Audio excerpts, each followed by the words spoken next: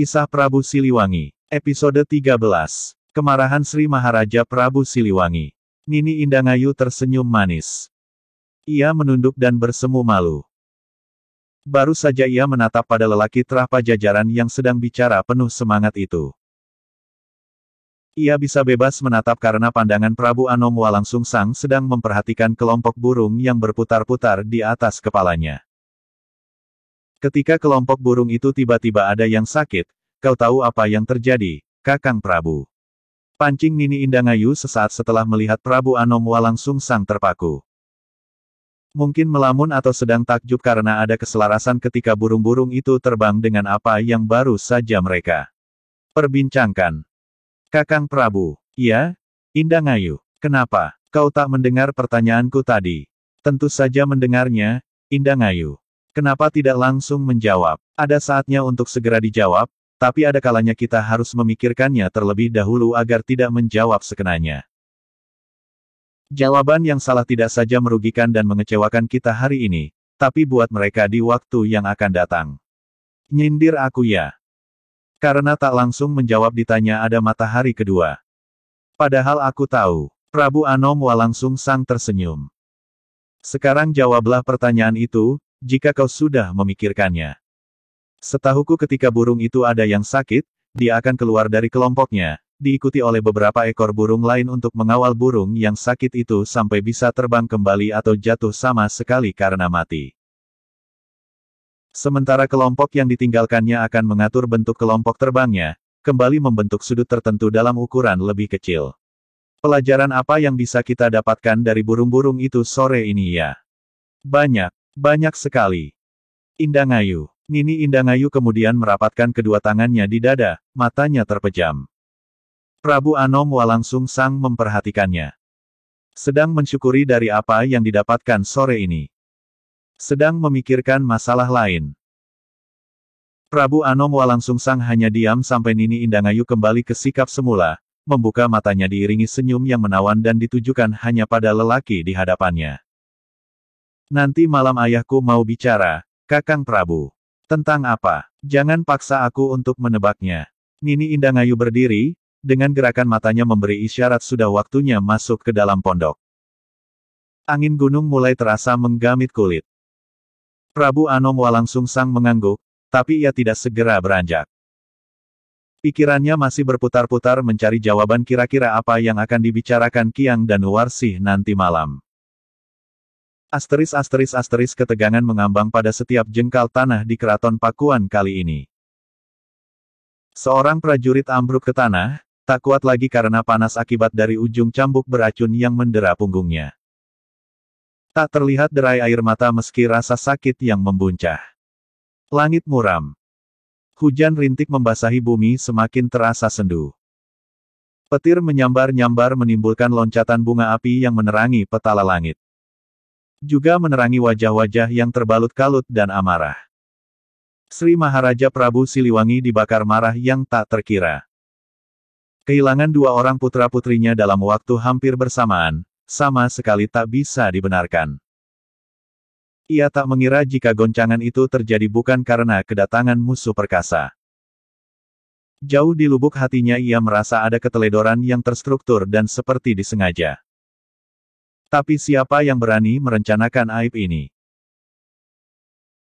Luka karena kepergian Prabu Anom Walangsungsang saja ibaratnya belum kering, kini muncul petaka kedua. Nyai Mas Rara Santang lenyap dari kamar Kaputren padahal malam itu dijaga dua orang prajurit persis di depan pintu kamarnya, dan belasan prajurit lain di tempat-tempat strategis.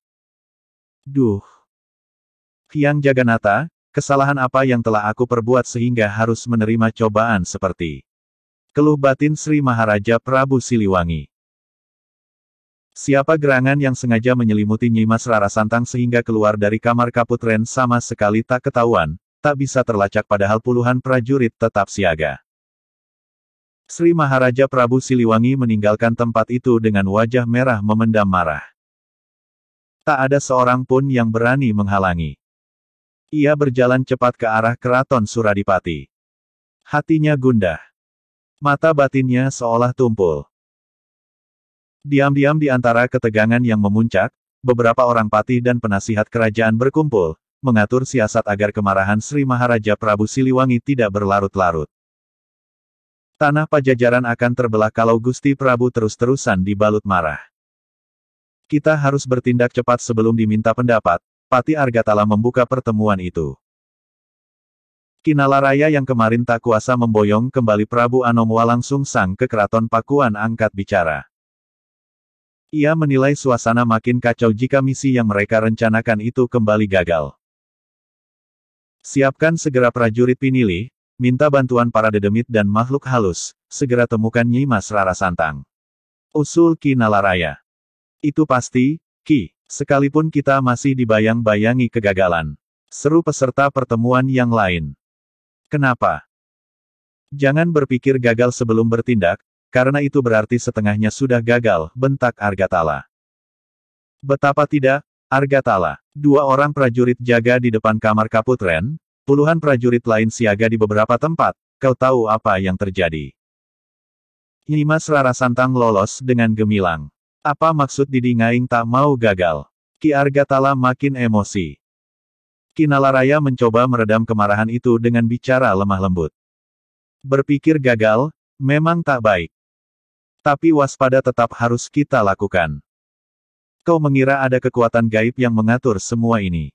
Tanya Ki Nalaraya pada seorang prajurit senior yang tadi mengemukakan kekhawatirannya. Kalau bukan itu, lalu apa lagi? Jawabnya diplomatis. Apa strategi yang akan kita lakukan? Tanya Ki Nalaraya. Menyusuri setiap tempat yang memungkinkan dipakai jalan kabur Nyi Mas Rara Santang, dari berbagai penjuru, jelas Argatala. Kita siapkan prajurit kalau begitu, lalu minta izin pada Gusti Prabu, lalu kerjakan. Tambah Ki Nalaraya. Ya, begitulah yang aku maksud. Lalu mereka menyusun rencana, memilih para prajurit yang bisa diandalkan baik dari pasukan berkuda maupun pasukan lain. Setelah dirasa cukup, Pati Argatala dan Ki Nalaraya menghadap Sri Maharaja Prabu Siliwangi. Rapat belum ditutup ketika terdengar teriakan melengking tinggi, menggelegar membahana. Semua prajurit dan abdi dalam tergopoh-gopoh menuju Balairung. Darengeken, Ngaing tesuka, lamun dia kabeh dek kumawula, siarku dia kabeh Nyi Mas Rara Santang. Jik gerana rindak, ulah balik mun ken hasil.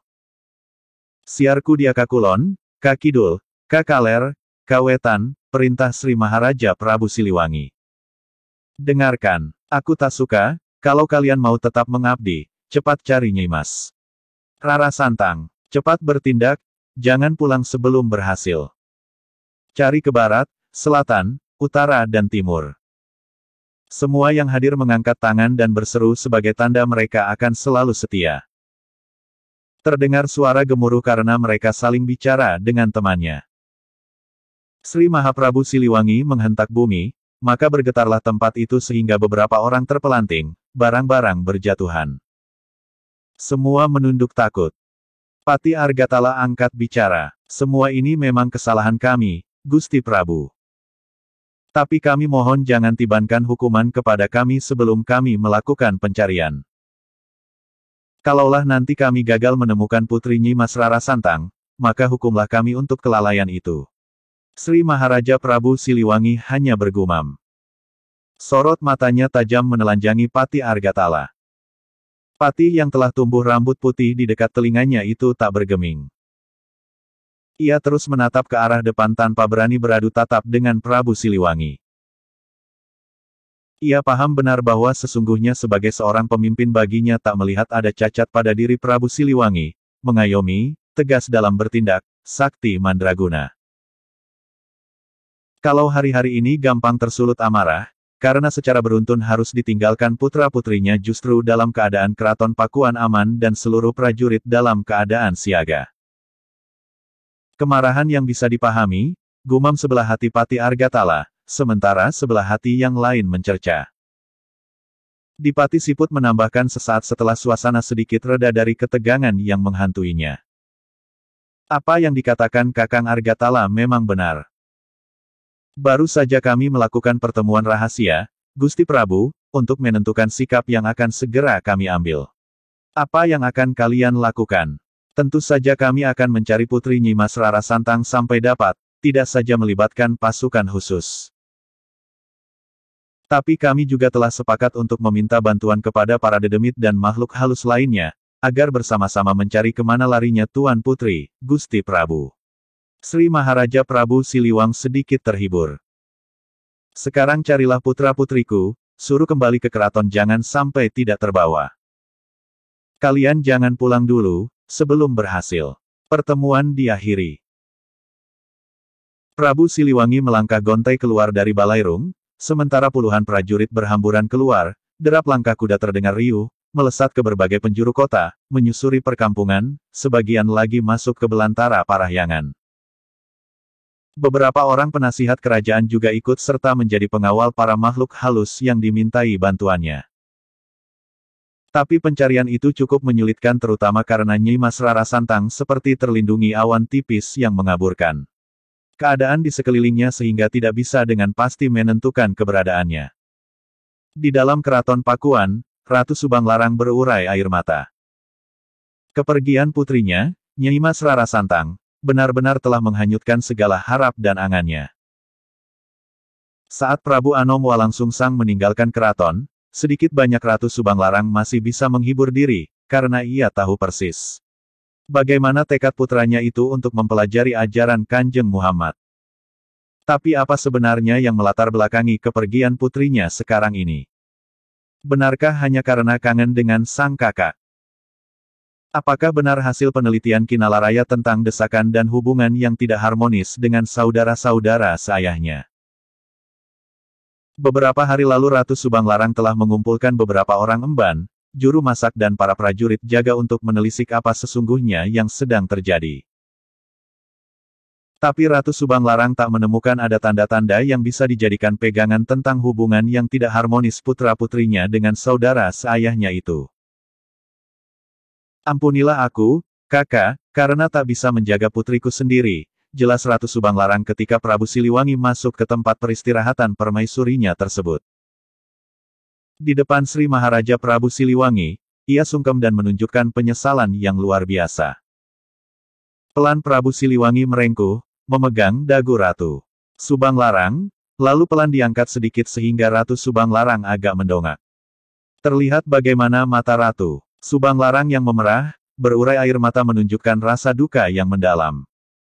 Melihat hal itu Sri Maharaja Prabu Siliwangi ikut sedih pula. Ia tak kuasa melihat kesedihan istrinya. Pelan kemarahan yang menyala-nyala sampai ke ubun-ubun seperti ia tunjukkan tadi di Balairung Sirna, digantikan kesedihan. Ia memalingkan muka. Ksatria itu merasakan desakan aneh di dadanya dan ada yang tersekat di tenggorokan. Sudahlah, jangan terus menangis, aku semakin duka dibuatnya, Nyai. Jelas Prabu Siliwangi parau. Tapi bagaimana dengan putri kita, kakak? Itulah yang sedang aku pikirkan. Tapi Pati Argatala, Dipati Siput dan seluruh watyabalatnya sedang mencari ke berbagai penjuru. Kita berdoa saja kepada Hyang Widi, agar segala cobaan ini cepat berlalu. Kinalaraya juga ikut serta memimpin para dedemit. Menjelang senja seluruh pasukan yang mencari Nyi Mas Rara Santang masih terus mencari. Peluh membasahi tubuh mereka. Rasa lelah telah pula menghantuinya tapi tak ada seorang pun yang menyerah. Mereka terus mencari dan mencari. Namun entah kenapa, sekalipun dibantu oleh para dedemit dan makhluk halus lainnya, pencarian itu tidak pula menemukan hasil. Nyi Mas Rara Santang seperti disembunyikan di dalam perut bumi. Prabu Siliwangi tersentak kaget. Tubuh Ratu Subanglarang yang ada dalam pelukannya didorong agak keras, membuat Ratu Subanglarang terhenyak. Ia mengira Prabu Siliwangi kecewa karena menemukan keanehan dalam tubuhnya. Sesungguhnya tidak demikian. Prabu Siliwangi tersentak kaget karena melihat pusaran cahaya putih di hadapannya. Dalam pusaran cahaya itu ia melihat Nyi Mas Rara Santang dan Prabu Anom Walangsungsang sedang berjalan bergandengan tangan. Prabu Siliwangi menepis lamunannya. Pasti melamun. Saking terlalu kuatnya lamunan itu, sampai mempengaruhi alam bawah sadarku, gumam Sri Maharaja Prabu Siliwangi. Tubuhnya tiba-tiba bergetar hebat. Ratu Subanglarang langsung mendekapnya. Tak pernah sebelumnya mendekap tubuh suaminya yang gugup seperti ini. Ada apa, Kak? Kakak Eling, nyebut, gugup suara Ratu Subanglarang. Rasa khawatir mendera hebat. Cahaya, Nyai. Cahaya itu. Prabu Siliwangi seperti meraban. Ratu Subanglarang terus mendekapnya. Dari arah luar kaputren, Nyai Kentring Manik Mayang Sunda memperhatikan dari balik kipas kecilnya, di antara payung hijau bertiang gading berpuncak emas, yang dibawa para emban, untuk melindungi dari sengatan cahaya matahari. Rasa cemburu mendesir di balik dadanya. Bersambung episode 14.